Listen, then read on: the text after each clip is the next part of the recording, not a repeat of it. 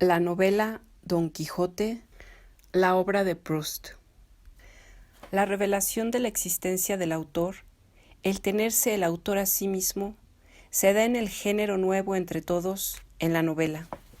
La novela se constituye, sin duda, a partir de un centro del que depende el ambiente, la atmósfera y el tiempo propio que la diferencia específicamente de los demás géneros literarios.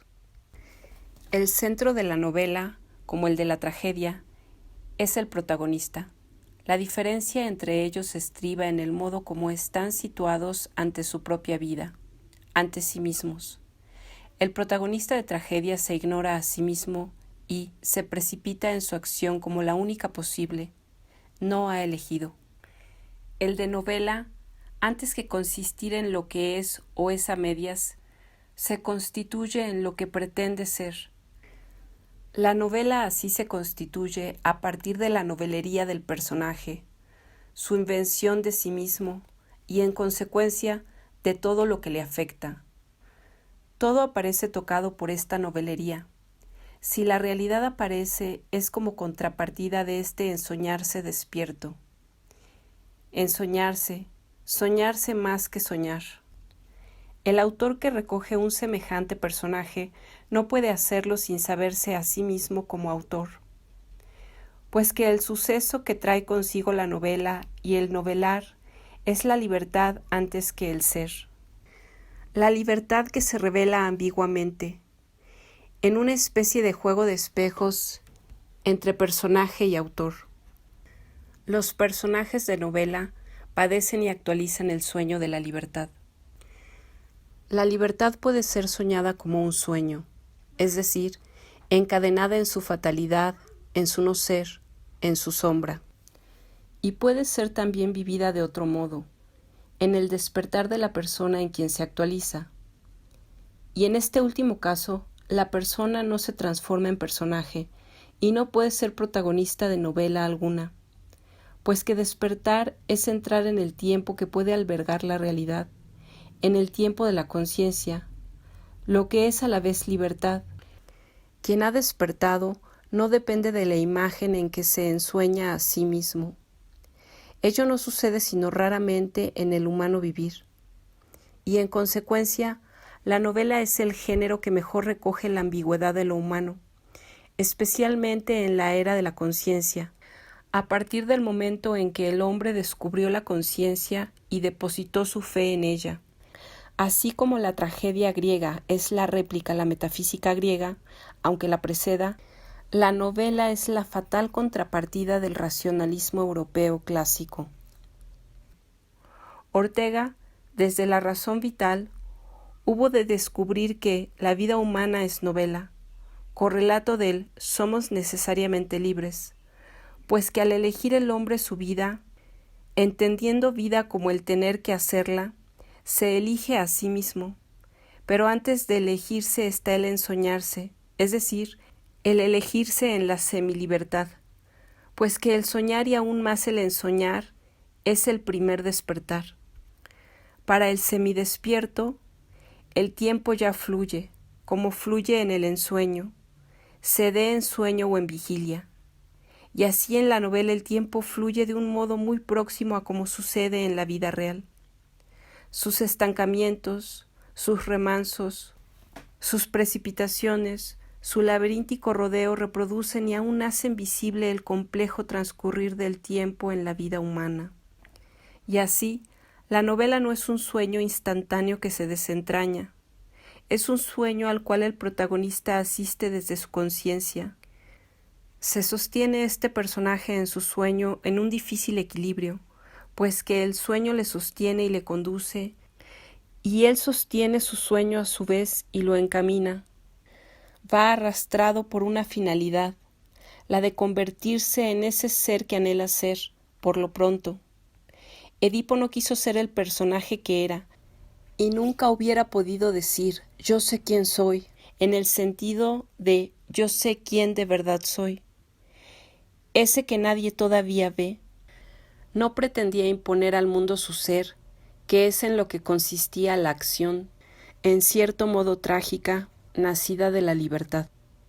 El personaje de novela se descubre a sí mismo, no teme, sino que busca el ser visto, no retrocede ante el umbral de la claridad. Ha traspasado ya el obstáculo esencial. Su carrera de personaje se inicia con una salida, y la novela en que está albergado es ella propiamente la salida. Una salida de las que pueden abrirse ante el sueño de obstáculo, tan típico de la tragedia, pues que la encierra y define. El personaje de novela se ha liberado ya del sueño de obstáculo que apresaba su sueño. Para salir de su círculo mágico no debía de haber pisado raya, y si acaso lo hizo, fue antes de comenzar la novela que se inicia perdida y ya borrada esta específica culpa, cancelada ya en provecho de esa su indecisa libertad, ambigua como un alba. Y esta indecisa y limitada libertad es de lo que dispone el protagonista de novela, es su riqueza, su tesoro, casi su sustancia. La duda, ya se sabe, es el lugar de la libertad, una duda que, por lo demás, no cala muy hondo. La libertad en el protagonista de novela está toda ella a su disposición para que él la emplee en sostener algo de lo que está enteramente convencido. Su ser, precisamente. Convencimiento más que fe hay en esta especie de personaje, pues que la fe sola no busca esta colaboración con los demás para configurar su argumento, como reclama sin cesar el personaje de novela.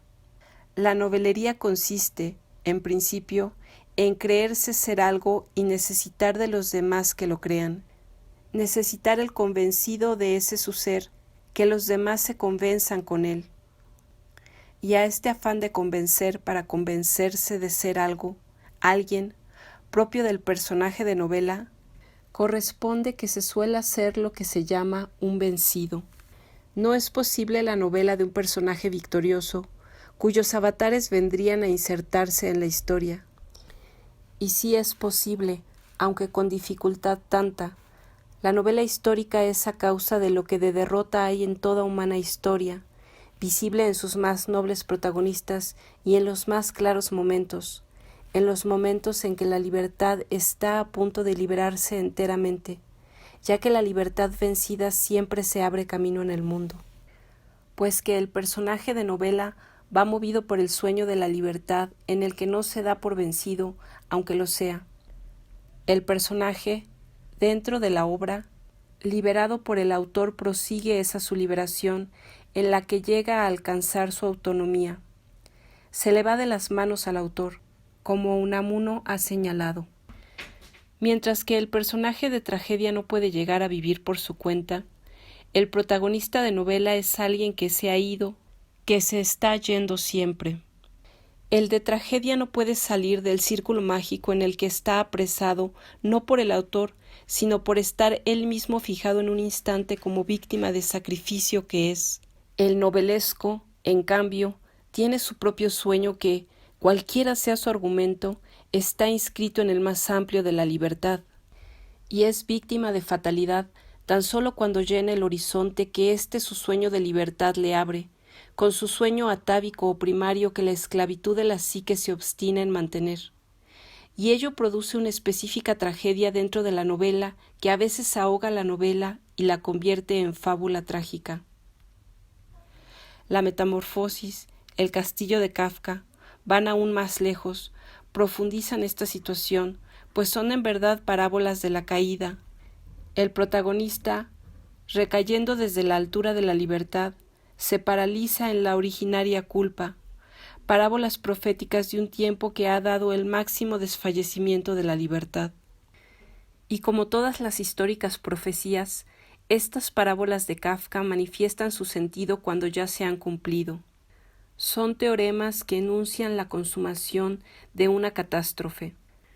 Solo tras de su cumplimiento, en la conciencia que unidamente las recoge se configuran en tragedia, tal como los dictados del oráculo en Orestes y los sueños en Clitemnestra. La catarsis se opera solamente a la vista del proceso completo, pasando, en el caso de las históricas profecías, por la realidad. En la novela, Lo equivalente de la catarsis se da en la participación del lector en la pasión del personaje, convenciéndose con él, probando ese convencimiento por el cual la libertad, en su derrota que no cesa, se abre camino. Sucede la acción de la novela en el ánimo más que en el ánima, y en la conciencia que busca desprenderse de lo sagrado y entrar plenamente en el campo de la libertad. Y de ahí que toda novela sea, a pesar suyo, didáctica. Muestra al hombre el camino de la libertad y esa su soledad de donde parte. La libertad que sólo en los vencidos que saben convencerse, se logra. Siempre habrá un dejo de didactismo en toda novela, que despertará la pregunta acerca de las intenciones del autor y con mayor insistencia, precisamente, cuanto menos sensible sea la presencia del autor en la novela, cuanto más alejada esté de la confesión o de la autobiografía, cuanto más se acerque a la perfección del género.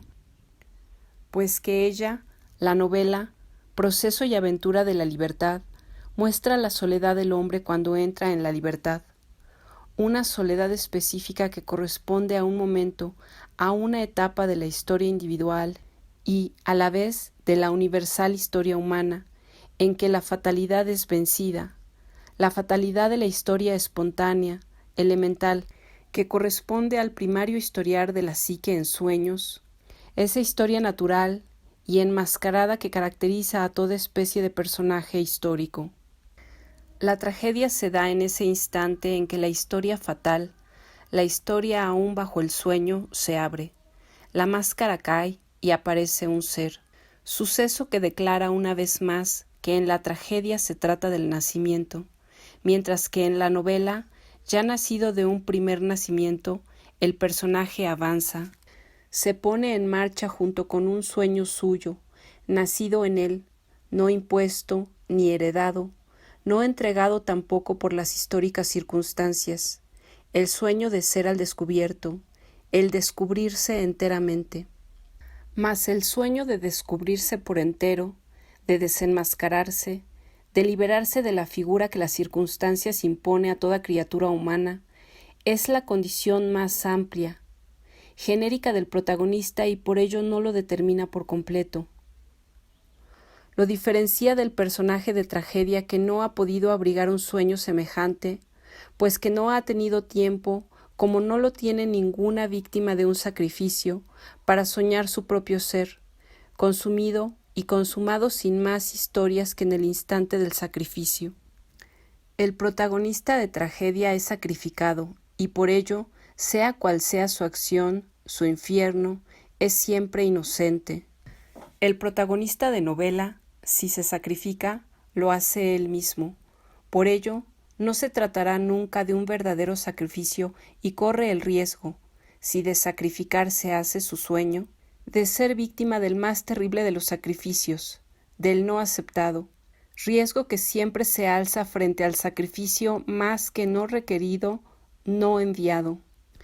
Y este riesgo acechará siempre al protagonista de novela, si no en cuanto al sacrificio, que bien puede no ansiarlo, en cuanto al ser que pretende, ya que la condición primera, la de tener un sueño propio, según corresponde a quien ya ha nacido, necesita completarse con otra para que surja un protagonista de novela, y es que ese sueño encierre la pretensión de ser, y la pretensión entraña el elegir el ser.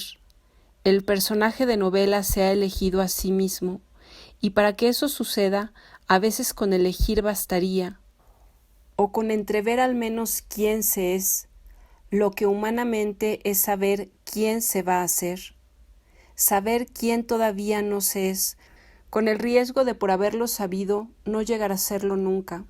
Saberse a sí mismo dentro de un sueño, como figura soñada, como en todo sueño hay siempre algo de extraño, aun en el sueño de la libertad. En lo que tiene de figuración el personaje de novela tiene que entrañar ese sueño, que imprimir esa su figura en todo él, alma y cuerpo, haciendo su elegido ser a imagen y semejanza de la figura de un sueño. Y de ahí el inevitable mimetismo de todo personaje novelesco que a veces roza y aún llega a la parodia. Y la parodia puede, irradiando del protagonismo, envolver la obra, la novela misma, lo que está entrelazado con el sentido didáctico de la novela. En toda enseñanza existe el riesgo siempre, tanto mayor cuanto más personal la enseñanza sea, de caer en el mimetismo o en la parodia, en la representación de un ser que no es todavía o que fue ya en otro tiempo, o de un ser del que se extrae un aspecto o se reduce a un esquema, cosa tan propia de la didáctica, que viene a ser difícilmente evitable su consecuencia inmediata, la parodia, la representación. Pues que el protagonista de novela representa la libertad y no solamente la vive. Vivirla sin más es sufrirla, padecerla pasiva y obscuramente, cosa que quizás suceda, en mayor o menor grado, a todos los hombres. Y de este obscuro, pasivo padecer la libertad se puede despertar actualizándola de diversas maneras. A la manera trágica, según ya se ha dicho, manera que subsistirá siempre como fondo y como posibilidad, riesgo último de todo libertador, bajo y al lado de todas las maneras o métodos del despertar. El despertar trágico es el primer paso del humano despertar, que a todos los demás precede y aún alimenta y sostiene, como hace la raíz en todo ser viviente, la siempre infernal raíz. Existe otro modo de despertar, la actualización de la libertad que se da en la novela, en ella misma y en su personaje. Es un ambiguo despertar, pues que crea un sueño, un ensueño, un ensoñarse del ser aprovechando el instante del despertar de la caverna de la atemporalidad. Se abre en ese instante el horizonte de la posibilidad, ese horizonte que en los sueños de obstáculo más cercanos a la libertad aparece, esa extensión pura que llama y atrae, esa extensión a recorrer, la materialización de la libertad misma. El carácter de fantasmas del ser envuelve a las imágenes y al argumento, a la figuración de esta especie de sueños en el umbral de la libertad, en el umbral del ser y de la libertad, del que todo sueño de obstáculo tiene siempre algo, mas cuando en ellos aparece tras del obstáculo a salvar, despoblada, la extensión sin figuras, dice con su llamada que se trata del espacio propiamente humano, del lugar de la libertad, que en ello coincide la imagen del sueño y del espacio real de la vigilia, y así la llanura contenida en el sueño es, al par, la llamada al despertar, y en la vigilia, la llamada a realizar el ensueño. El horizonte se constituye desde la llanura. El horizonte es una revelación de la llanura, una revelación, pues, de la libertad, el horizonte. Surge, se alza como su promesa y como su obstáculo. El horizonte es el último límite de la libertad. Al avanzar, se desplaza. Su ser inalcanzable crea el camino. Es su posibilidad y su exigencia. Y en el comienzo, en el primer paso de la libertad, el horizonte se abre, se ensancha. Es el instante de su revelación que es al mismo tiempo la revelación de la libertad, de su actualización que es su primer paso, cuando el protagonista se pone en marcha siguiendo un camino tan solo para él visible. La del alba sería, dice Cervantes que era cuando Don Quijote salió a caminar.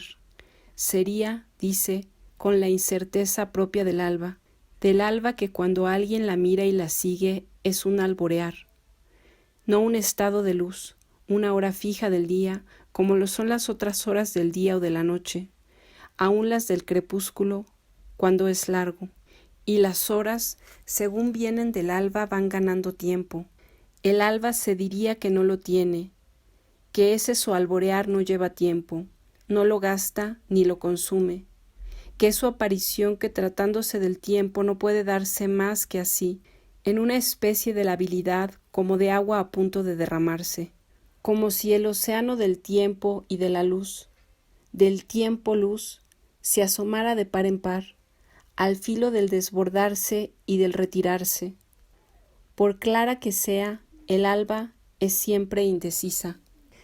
Y así, el alba da la certeza del tiempo y de la luz, y la incerteza de lo que la luz y el tiempo van a traer.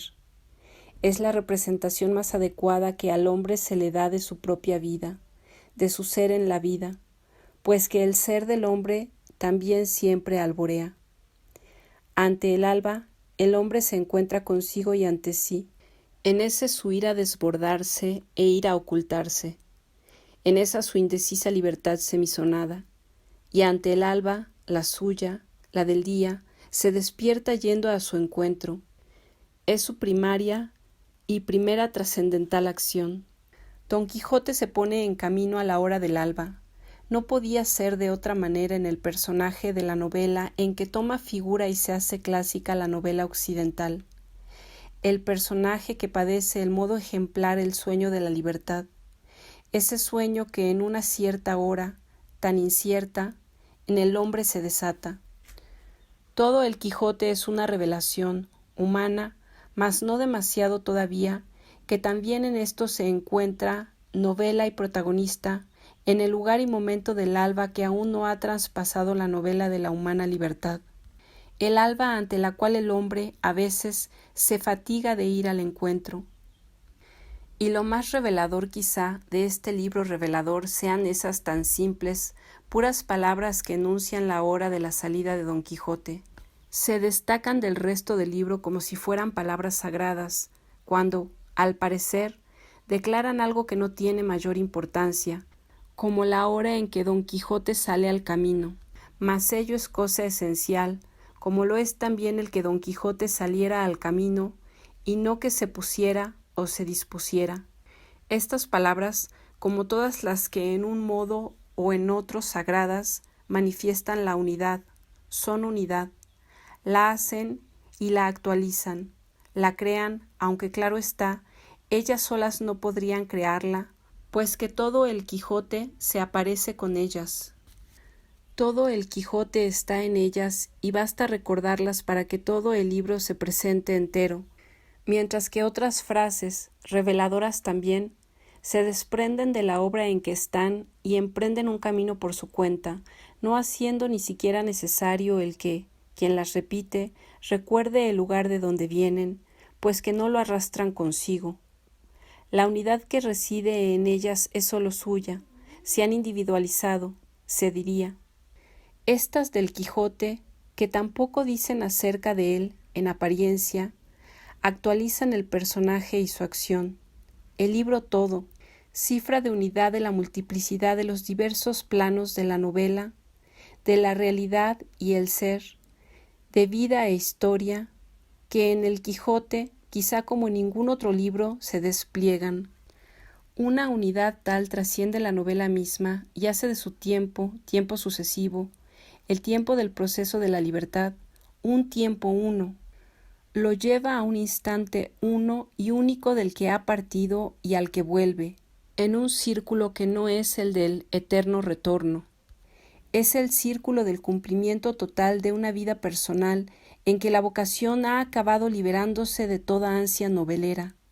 La novela de la libertad ha sido vencida por la vocación de un más que se esconde tras de la libertad y desde ella llama, ese algo que hace ir al encuentro del alba. Y cuando este género de unidad aparece, la novela entra en el reino de la poesía.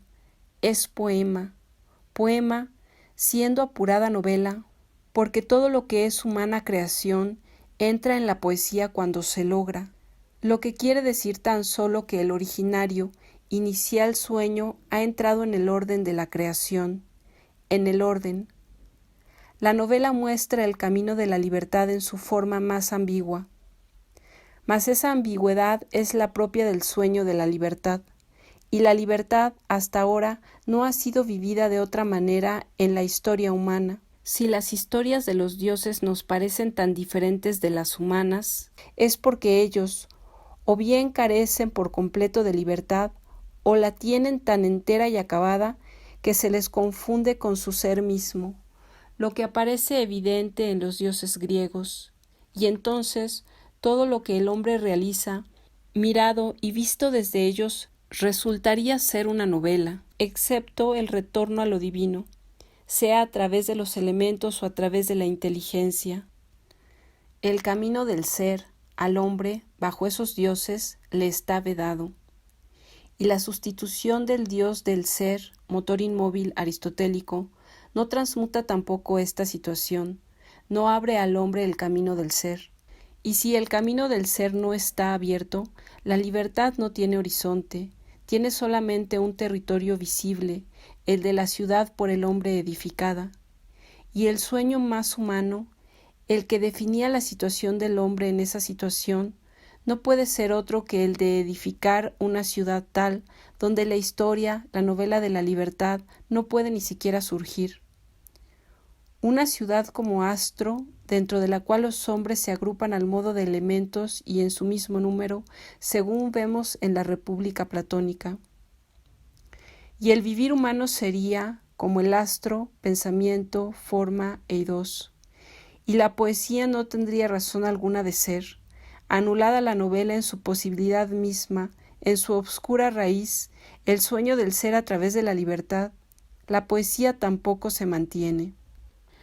Pues lo que en la poesía no es potencia de representación, necesidad figurativa, ese tener el hombre que figurarse a sí mismo, que se vierte en la novela y en la historia. Lo que queda es logos y música unidamente. Y el logos se ha corporizado, si no encarnado en la ciudad-estado, verdadera mediadora. Queda tan solo la música. Mas, ¿sería necesario el hacerla? ¿No estaría ya ella también embebida? ¿No vendría a ser la música la primera y última naturaleza, dentro de la cual estar en la vida o en la muerte no tendría una decisiva importancia? Vida y muerte serían dos modos de la música tonal. Surge la novela del sueño de la libertad que, a su vez, no puede ser soñado, sino en una cierta situación, cuando desde la esfera de lo divino se abre al hombre el camino del ser, cuando lo divino no coincide con el ser en cuanto tal, ni con el pensamiento mismo, y no sólo, sino cuando ese más allá de lo divino, más allá del ser y de la inteligencia, es o se configura en persona, en personas, una de las cuales desciende y padece también a lo humano, la libertad, pasando por la realidad en el tiempo. El ser del hombre o en el hombre queda por su virtud liberado, y puede en su nueva soledad soñarse en la libertad, soñar su ser en libertad y soñar la libertad misma como su ser, y hasta atreverse a pensarlo así. Mas, si a todo pensamiento ha precedido un sueño como su raíz y su materia, el pensamiento de la libertad, más que ningún otro, arrastra consigo el sueño de su origen, un sueño en que el hombre se apropia de algo divino que le fue revelado en una pasión divina y humana a un tiempo. Y esta apropiación de lo divino por el hombre, en su sueño de libertad, no le diviniza, lo que sería un engaño para su ansia de ser, pues que además de no ser realizable, le cerraría las puertas de lo propiamente humano, sería la definitiva condenación de la posibilidad de ser hombre, del ser mismo del hombre. El sueño de la libertad aparece así como el más decisivo de los sueños habidos hasta ahora, pues quién sabe si al hombre le esperan aún otros sueños enteramente desconocidos, o el rescatar algunos desechados como imposibles, y que sólo fueran nacidos antes de tiempo.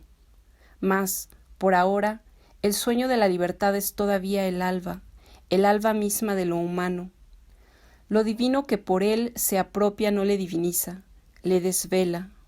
El desvelo en que el hombre se desvive y en cierto modo se desencarna.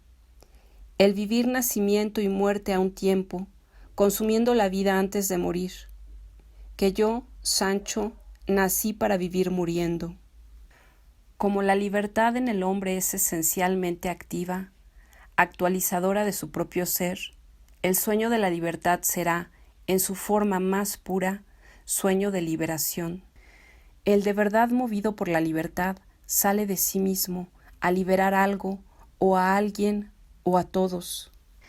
que la legitimidad del sueño de la libertad reside en ese movimiento de darse universalmente y en concreto a la par, en ese su trascender del sujeto que la lleva consigo, aunque no la haya logrado para sí mismo, que no la tendrá nunca mientras no la haya dado. La libertad pertenece al reino de lo que se tiene para darlo, y que sólo de verdad se tiene cuando se da, como la palabra, como el mismo pensamiento. En la novela la acción liberadora proveniente del sueño de libertad del autor, que si no está poseído por él, no llegará nunca a ser autor de novela, pues que su sueño no coincidirá entonces con la ley del género. Lo que no quiere decir, claro está, que el poseído del sueño de la libertad haya de ser forzosamente autor de novela, sin poder ir a ser ninguna otra cosa. El sueño de la libertad puede tomar el camino de la historia, el del pensamiento. Puede ser imantado por la piedad y derramarse en misericordia quedando casi irreconocible. Puede darse en todo aquello que se da, y darse tan por entero que quien lo sueña quede esclavo. Y ahí se pierde misteriosamente, se abisma en el insondable amor, en la santidad quizá. Y si el autor de novela está tocado y movido por el sueño de la libertad de acuerdo con el género, el personaje, en cambio, puede estar movido por otro sueño, pero, claro, que el movido por el sueño de algún modo se mueve, o busca, o cree moverse en la libertad. La libertad está siempre implicada en la pasión de todo personaje de novela. La libertad se da a ver en la novela y en el personaje a partir del momento en que se pone en marcha el sueño de su protagonista. Toda novela pone en marcha un sueño inmóvil. Así Don Quijote sale al camino desde el enclaustramiento en que tan largamente debió de haber soñado esa su acción. Ir por el mundo estableciendo la justicia, que es dar libertad, al par que se va liberando a sí mismo. El sueño que había visitado en principio a Alonso Quijano era de amor, un amor soñado, un amor realizado en la plenitud del sueño. Dulcinea existió plenamente, mas sólo dentro del amor de Don Quijote, al que no pudo jamás desmentir. Encontró así la identidad de la persona amada, pero no su trascendencia, y para lograrla hubo de liberar a Dulcinea de la cárcel de ese su sueño, haciéndola visible para todos, al modo de una Beatriz mediadora que a todos llega, haciéndola descender, sin mancharla, hasta el caído, alzándola hasta la visibilidad de la gloria. Liberó su sueño mismo llevándolo a la conciencia, donde se hizo voto, voluntad, finalidad que arrastra a la persona. Y en este sentido, Don Quijote se inventó a sí mismo. Condujo su sueño en libertad entre la realidad, pero como la realidad no lo albergaba, hubo de transformar la realidad del único modo que le era posible, soñándola. Su acción es libre, es un despertar. Lo novelesco consiste en esto último tan solo, en este novelizar la realidad. Pues si Don Quijote hubiera encontrado una realidad donde hubiese podido liberarse su sueño, una realidad camino para su sueño, lo habría pasado por él y no sería entonces personaje de novela, ni de nada, no sería un personaje, que solamente lo es quien arrastra consigo un sueño que no ha obtenido entera transformación. Aparece así la novela como un camino en el tiempo, en el que un sueño inicial se despliega. La conciencia acompaña, pues, al personaje de una u otra manera, desde que se pone en marcha, desde que sale al camino. Así aparece también en A la busca del tiempo perdido de Proust, tan lejos ya del Quijote. El autor mismo, Proust, parte de una cierta hora a liberar sus sueños iniciales, sueños vividos en la vigilia. No intentó despegarse de ellos, sino que fue a liberarlos del único modo posible, desentrañándolos, pasándolos por la realidad. Y para que así se cumpla, ha de liberar a la realidad, ella misma. Parte en busca de la realidad y del tiempo para llevarlos a la libertad.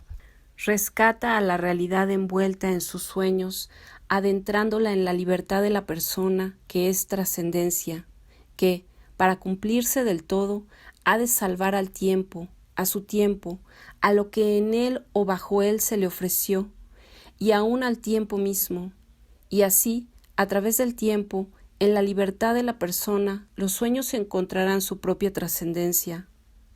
Para ello le ha sido necesario a Proust, al autor, adentrarse en el tiempo mismo, en sus interioridades hasta tocar el corazón del tiempo, tal como Don Quijote llegó hasta el abismo de la libertad, porque la libertad es abismática. El tiempo es laberíntico, porque posee plurales dimensiones, y no sólo las del tiempo sucesivo, que no son sino una de las modalidades del tiempo. El tiempo, si cabe la expresión, es esencialmente múltiple, y por ello puede ser camino del humano trascender que ha de cumplirse entre la realidad. Revelar la realidad, salvarla, exige un tiempo múltiple. En El Quijote, la realidad, encubierta bajo el sueño de su protagonista, es descubierta por Cervantes, el autor, a través de la muchedumbre de personajes y por su mirada misma. En Proust, esto no es necesario, pues que su quijotesca hazaña consistió en salvar realidad y tiempo en el personaje mismo. Autor-personaje, la realidad en su tiempo y el tiempo en su realidad. Y de este modo llegó a tocar el corazón del tiempo, ese inesperado instante en que se da lo que al tiempo parece faltarle más, la identidad. La identidad de la que la atemporalidad de los sueños es la prehistórica y profética figuración, el enigma contenido en todo sueño.